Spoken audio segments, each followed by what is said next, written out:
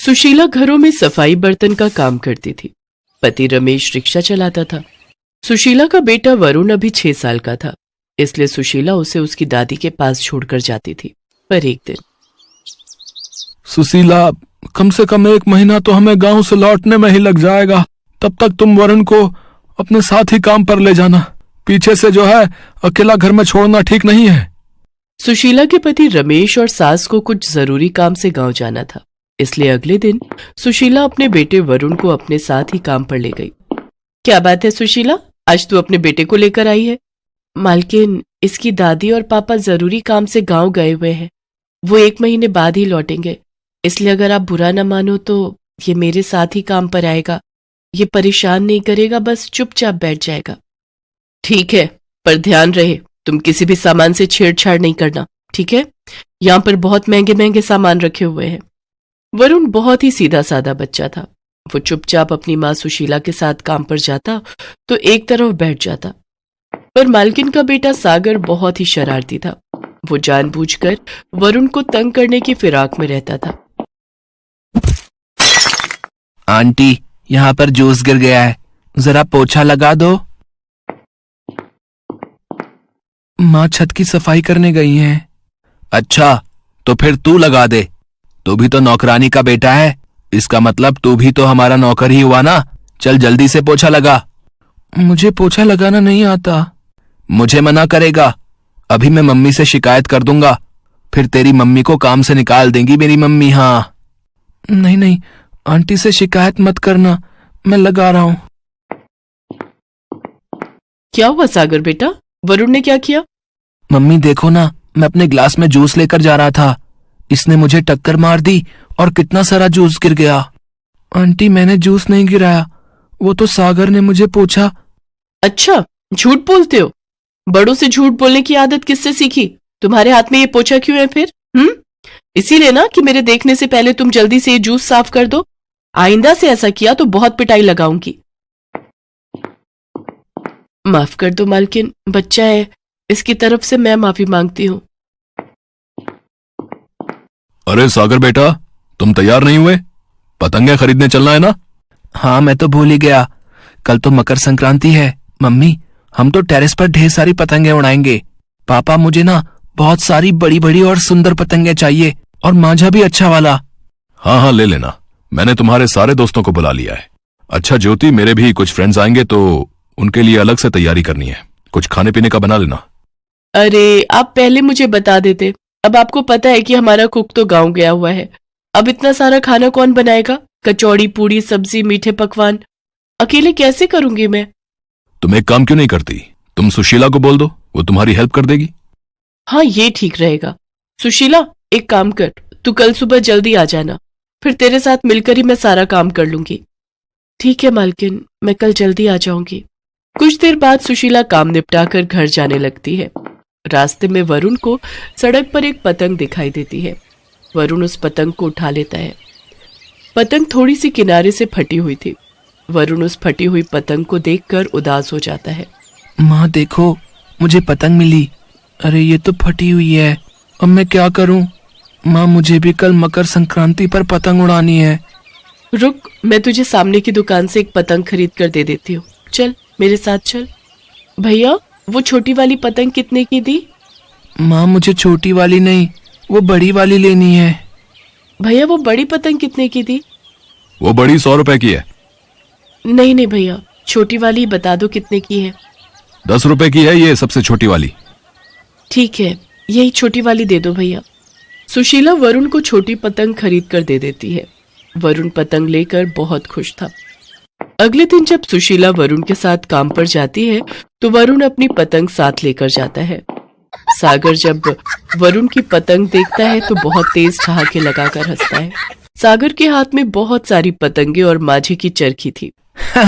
इतनी छोटी पतंग, मेरे पास देख कितनी सुंदर और बड़ी बड़ी पतंगे हैं। सागर बेटा जाओ, तुम्हारे पापा छत पर बुला रहे हैं। तभी सागर के हाथ से कुछ पतंगे गिर जाती हैं। वरुण दौड़कर उन पतंगों को उठाने लगता है। तभी मालकिन उसे डांट देती है। ओए, क्या कर रहा है? नई पतंगे हाथ कैसे लगाई? पता है कितनी महंगी आई है? दूर हट, फाड़ देगा तू। सुशीला, ओ सुशीला, इसे पकड़ कर रख, अभी पतंगे फाड़ देता। आंटी मैं तो बस गिरी हुई पतंगे उठा रहा था। सब दिखाई देता है, आज तक इतनी महंगी पतंगे नहीं देखी ना।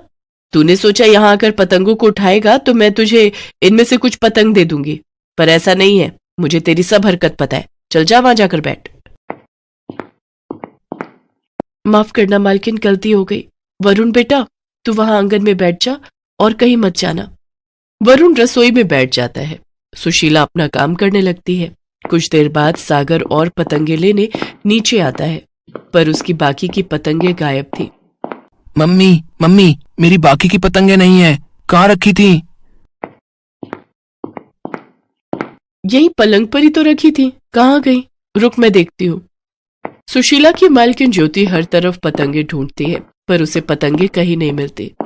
तभी सागर की नजर वरुण पर जाती है। उसके हाथ में एक नई बड़ी पतंग थी। मम्मी वो देखो, वरुण जो पतंग उड़ा रहा है वो मेरी पतंग है। इसका मतलब वरुण ने बिना पूछे मेरी सारी पतंगें ले ली। मालकिन गुस्से में आ जाती है और वरुण को खूब खरी खोटी सुनाने लगती है। हाँ, ये तो वही पतंग है। इसका मतलब इसी ने पतंगे उठाई है। सुशीला, तेरे लड़के की इतनी हिम्मत कि पलंग के ऊपर से पतंगे उठाकर ले आया। तुम लोग सचमुच भरोसे के काबिल नहीं हो तो गरीब ही ना। तुमने अपने बेटे को चोरी करना सिखा रखा है। मैं इसी समय तुम्हें काम से निकाल रही हूं। मुझे ऐसे चोरों की कोई जरूरत नहीं है। सुशीला की आंखों में आंसू आ जाते हैं। वरुण भी डर के मारे सहम चुका था। वो रोने लगता है। वो कुछ कहना चाहता था, तभी सागर के पापा आ जाते हैं। उनके हाथ में वही पतंगे थी जो गायब थी। क्या बात है वरुण बेटा, क्या हुआ? तुम रो क्यों रहे हो? और जो पतंग मैंने तुम्हें दी थी वो उड़ाई क्यों नहीं? आपने वरुण को पतंग दी थी, पर क्यों? ज्योति दुकानदार बेईमान था। उसने पतंग के बंडल में कुछ फटी हुई पतंगे रख दी थी। अब मेरी नजर तो तुम्हें पता है वो बहुत वीक है, तो मैंने देखा नहीं। जब से पतंगे लाए हैं बंडल ऐसे ही रखा हुआ था। वरुण ने मुझे बताया कि कुछ पतंगे फटी हुई हैं तो दुकानदार से बदल कर लाया हूं, वरना फालतू के पैसों का नुकसान हो जाता। दुकानदार भी दुकान बंद करके जाने ही वाला था। थोड़ा सा ही माल बचा था उसके पास, वो तो मैं समय पर पहुंच गया और बदल ली। उसमें से ये पतंग ठीक थी तो मैंने वरुण को दे दी। अपने पति की बात सुनकर मालकिन ज्योति बहुत शर्मिंदा होती है। सागर को भी अपनी गलती का एहसास होता है। सॉरी वरुण बेटा, गुस्से में आकर मैंने ना जाने तुम्हें क्या क्या कह दिया। सुशीला, हो सके तो मुझे माफ कर देना। नहीं नहीं मालकिन, आप ऐसे माफी मत मांगिए।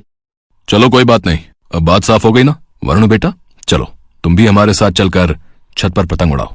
चलो सागर बेटा, सब लोग छत पर चलो, वेट कर रहे हैं सभी लोग। ओके पापा, चल वरुण। वरुण खुशी से हंस पड़ता है। उस बेचारे मासूम के चेहरे पर मुस्कान आ जाती है। वरुण सागर और उसके पापा के साथ मिलकर छत पर पतंग उड़ाता है। अपने बेटे के चेहरे पर खुशी देखकर सुशीला की आंखें भर आती हैं।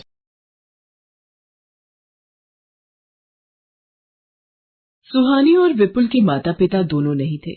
वो अपने ताऊजी और ताईजी के साथ ही रहते थे। बिन माँ बाप के दोनों बच्चे बहुत ही कोमल स्वभाव के थे। उनकी ताई सुलोचना जो भी उन्हें खाने को देती वो चुपचाप खा लेते और कभी कोई जिद नहीं करते थे। चारू, रोहन लाओ, अपनी अपनी प्लेट का बचा हुआ खाना इधर दो। सुहानी और विपुल की प्लेट में परोस देती हूँ। पर माँ, ये खाना तो हमारा झूठा है। आप सुहानी और विपुल को हमारा झूठा खाना देंगी? चुप, बिल्कुल चुप। तेरे बापू ने सुन लिया ना तो बवाल मचा देंगे। तो ठीक है, हम बापू को एक शर्त पर नहीं बताएंगे कि आप हमारा जूठा खाना सुहानी और विपुल को देती हो। आप निकालो मेरे 50 रुपए। मेरे भी 50 रुपए हुए। तुम दोनों तो मेरे से भी 2 कदम आगे हो। आखिर आपके ही तो नक्शे कदम पर चल रहे हैं। ताई जी, मैंने छत का सारा झाड़ू पोछा कर दिया है, अब बस नीचे का रह गया है। कुछ खाने को दे दो ताई जी, विपुल को बहुत भूख लगी है। कितने भुक्खड़ हो तुम दोनों भाई बहन, जब देखो खाना दे दो खाना दे दो। ये ले, जा खिला दे अपने भाई को। सुलोचना सुहानी और विपुल को प्लेटों का बचा हुआ जूठा खाना खिलाती थी। इस बात से उनका ताऊ नवीन बिल्कुल अनजान था। एक दिन नवीन जब दुकान से आया। सुलोचना, आज वकील साहब आएंगे सुहानी और विपुल का साइन लेने, तो चाय नाश्ता पूछ लेना। हर बार ऐसे ही लौट जाते हैं। शायद आ गए हैं। नमस्ते वकील साहब। अरे, मैंने पहले ही बच्चों को बहुत अच्छे ढंग से तैयार कर दिया था। सुहानी, विपुल, आज वकील साहब ने आना है। उनके सामने बिल्कुल भी जुबान खोली या ये कहा कि मैं तुम्हारे साथ कैसा व्यवहार करती हूँ, उनके जाने के बाद तुम दोनों जानते हो फिर मैं तुम्हारे साथ कैसा व्यवहार करूंगी। सुलोचना कहाँ खो गई? कब से आवाजें दे रहा हूँ। वकील साहब कब से आए हुए हैं, उनके लिए चाय बना लाओ। नवीन जी, सुहानी, विपुल, ये दोनों बच्चों के 5-5 लाख रुपए। लाइए वकील साहब, मैं ठीक से गिन लेती हूँ। अच्छा नवीन जी, मैं चलता हूँ। बच्चों, फिर मिलना होगा। सुलोचना, तुम्हें ध्यान रखना है, ये 10 लाख रुपए बहुत ही संभाल कर रखने हैं। ये भैया भाभी की जमा पूंजी है, सुहानी और विपुल के काम आएगी। इतने सारे रुपए अगर मेरे हो जाए तो बस। सुलोचना अपने मन में नई योजना बनाने लगी। कुछ दिन बीत चुके थे। सुलोचना फिराक में थी कि किसी तरह वो 10 लाख रुपए उसके हो जाए। वो सुहानी और विपुल को रास्ते से हटाने का रास्ता ढूंढने लगी। एक सुबह वकील, ये 10 लाख रुपए पकड़ा गया है। नवीन तो मुझे इन रुपयों में से एक फूटी कौड़ी भी नहीं देंगे। मुझे जल्दी ही कोई रास्ता ढूंढना होगा ताकि ये 10 लाख रुपए मेरे हो जाएं। नहीं तो नवीन सारे पैसे इन्हीं दोनों के लिए अपने पास रख लेंगे। आज मकर संक्रांति का दिन और बहाना है, यही सही रहेगा। सुलोचना, सुबह सुबह कहाँ जा रही हो? वो आज मकर संक्रांति का त्योहार है ना, तो बच्चों के साथ वो पास वाले मंदिर जा रही थी। सोचा खिचड़ी और तिल की मिठाई भी दान कर दूंगी। भैया भाभी को भी स्वर्ग में अच्छा लगेगा, उनके बच्चे मकर संक्रांति पर दान पुण्य कर रहे हैं। सुलोचना, तुम बच्चों का कितना ख्याल रखती हो। ठीक है, जाओ हो आओ मंदिर, और आराम से घूम कर आना। बच्चों, मैं साथ चलूं क्या, अगर कहो तो? जी आप दुकान जाओ, मंदिर में भीड़ होगी, हमें वहाँ देर हो जाएगी। सुलोचना बच्चों के साथ मंदिर निकल पड़ी। सुहानी सुलोचना से बोली, ताई जी, ये रास्ता तो मंदिर की ओर नहीं जाता, हम कौन से मंदिर जा रहे हैं? हाँ माँ, हम कौन से मंदिर की ओर जा रहे हैं? ये रास्ता तो जंगल की ओर जा रहा है। हम एक बहुत बड़े प्राचीन मंदिर जा रहे हैं, बस कुछ दूर और है। सुलोचना बच्चों को लेकर एक घने जंगल में पहुंच जाती है। सुहानी, विपुल, तुम दोनों बच्चे इस पेड़ के नीचे आंखें बंद करके बैठ जाओ और हाथ जोड़कर भगवान का ध्यान करो। मैं जरा मंदिर देखूं, यही आसपास होगा, फिर तुम्हें वहाँ ले चलूंगी। आओ चारू, रोहन, तुम दोनों मेरे साथ। माँ, हम वापस घर की ओर क्यों आ गए? सुहानी और विपुल तो जंगल में ही रह गए। तुम दोनों अपनी जुबान बंद कर लो, और मुझे पता है तुम दोनों का मुंह कैसे बंद करना है। अगर तुम दोनों अपना मुंह बंद रखोगे तो मैं तुम्हें रोजाना के पैसे दूंगी, समझे? अब कुछ ही देर में शाम हो जाएगी और जंगली जानवर उन दोनों का काम तमाम कर देंगे। सुलोचना रोने का नाटक करते हुए घर पहुंचती है। सुलोचना, सुहानी और विपुल कहाँ हैं? और तुम रो क्यों रही हो? सुहानी और विपुल को मेरी आंखों के सामने से शेर उठाकर ले गया, मैं कुछ नहीं कर पाई। शेर उठाकर ले गया? पर कैसे? पता नहीं, मंदिर में भगदड़ मची, शेर आ गया है। मैं जितनी देर में संभल पाती, शेर सुहानी और विपुल को उठाकर घने जंगल में भाग गया। हे भगवान, ये सब क्या हो गया? उन मासूम बच्चों ने किसी का क्या बिगाड़ा था भगवान? नवीन फूट फूट कर रोने लगता है। सुलोचना मन ही मन मुस्कुरा रही थी। उधर सुहानी और विपुल हाथ जोड़कर भगवान का नाम ले रहे थे। तभी, बच्चों, इस घने जंगल में क्यों बैठे हो? और तुम्हारे माता पिता कहाँ हैं? हमें हमारी ताई जी यहाँ छोड़ गई हैं। वो बोल रही थी आज मकर संक्रांति है, इसलिए मंदिर में खिचड़ी और प्रसाद देना है। वो मंदिर ढूंढने गई हैं, फिर हमें ले जाएंगी। अच्छा अच्छा, तुम उस मंदिर की बात कर रहे हो जहाँ पर मकर संक्रांति का भव्य कार्यक्रम चल रहा है। आओ, मैं तुम्हें उस मंदिर में ले चलता हूँ। तुम्हारी ताई जी वही हैं, उन्होंने मुझे तुम्हें लेने भेजा है। पर अंकल, हम आपके साथ कैसे जा सकते हैं? हम तो आपका नाम भी नहीं जानते। बच्चों, मेरा नाम भगवान है। तुम्हारी ताई जी का नाम सुलोचना है ना? हाँ अंकल, आप तो सचमुच हमारी ताई जी का नाम जानते हो। दीदी, फिर तो हम इन अंकल के साथ जा सकते हैं। ठीक है, आप हमें हमारी ताई जी के पास मंदिर ले चलो। वो व्यक्ति सुहानी और विपुल को मंदिर ले जाता है। ये लो बच्चों, तुम्हें भूख लगी होगी, तुम्हारे लिए खिचड़ी का प्रसाद। खिचड़ी तो बहुत स्वादिष्ट है दीदी। हमने तो बहुत दिनों से इतना स्वादिष्ट भोजन किया ही नहीं था। पेट भर कर खाओ बच्चों। और ये लो, ये मकर संक्रांति का प्रसाद और ढेर सारी पतंगे भी। आप भी पतंग उड़ाते हो भगवान अंकल?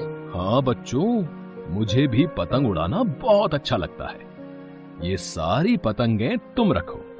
ठीक है भगवान अंकल, हम इन्हें घर जाकर चारू और रोहन के साथ उड़ाएंगे। पर अंकल, ताई जी तो यहाँ है ही नहीं। वो तुम्हारे ताऊ जी को कुछ काम था, इसीलिए घर चली गई। आओ, मैं तुम्हें तुम्हारे घर छोड़ आता हूँ। दीदी, भगवान अंकल कितने अच्छे हैं, हमें मकर संक्रांति के त्योहार पर कितना सारा सामान और पतंगे दी। हाँ विपुल, पता है भगवान अंकल, हमने ऐसी मकर संक्रांति कभी नहीं मनाई। बच्चों, अब तुम हमेशा ऐसे ही खुश रहोगे। अच्छा, तुम्हारा घर आ गया है। मुझे मंदिर में बहुत काम है ना, तो मैं वापस जा रहा हूं। आप फिर मिलने आओगे ना? अरे, मैं तो हमेशा तुम्हारे साथ ही तो रहता हूं। जब भी मुझे बुलाओगे मैं आ जाऊंगा। उस व्यक्ति के जाने के बाद सुहानी और विपुल घर के अंदर जाते हैं और सुलोचना से जाकर लिपट जाते हैं। ताई जी, अकेले जंगल में हमें बहुत डर लग रहा था। अच्छा हुआ आपने उन अंकल को हमें लेने जंगल में भेज दिया। ताऊ जी, ये देखो हमें उन अंकल ने कितना सारा सामान दिया। चारू, रोहन, ये देखो पतंग भी दी। मेरे बच्चों, तुम सही सलामत हो। मैं तो सोच रहा था, पर कौन से अंकल ने तुम्हें ये सब दिया? ताऊ जी, उनका नाम भगवान था। सुहानी और विपुल सुलोचना और नवीन को सारी बात बताते हैं। उनकी भोली भाली बातों को सुनकर सुलोचना की आंखों में उस वक्त पश्चाताप के आंसू अपने आप छलकने लगे। उसने सुहानी और विपुल को गले से लगा लिया और प्यार करने लगी। इनकी रक्षा तो स्वयं भगवान ने की। हे प्रभु, मुझे माफ कर दो। मैं इन बिन माँ बाप के अनाथ बच्चों के साथ पैसों के लिए इतना बड़ा अपराध करने जा रही थी। सुहानी, विपुल, मेरे बच्चों, तुम ठीक हो ना? रोहन, ये माँ ही है ना? पहले तो इन्होंने कभी सुहानी और विपुल को प्यार नहीं किया। चारू, सुहानी और विपुल हमारे भाई बहन हैं। देखो, उन दोनों ने अपनी सारी पतंगे हमें दे दी। वो दोनों बहुत अच्छे हैं। आज मकर संक्रांति है ना, तो आज मैं अपने हाथों से सबके लिए पूरी पकवान बनाऊंगी। चलो बच्चों, सब छत पर चलते हैं और पतंग उड़ाएंगे। कहते हैं भगवान सचमुच भूले भटकों को सही राह दिखाने जरूर आते हैं। उन्होंने सुलोचना की सोच को बदल दिया। उस दिन सुहानी और विपुल को भगवान की कृपा से मानो एक नया हंसता खेलता परिवार मिल गया था। उनके चेहरे की खुशी मकर संक्रांति के दिन मानो आसमान में उड़ती पतंग की तरह खिलखिला रही थी।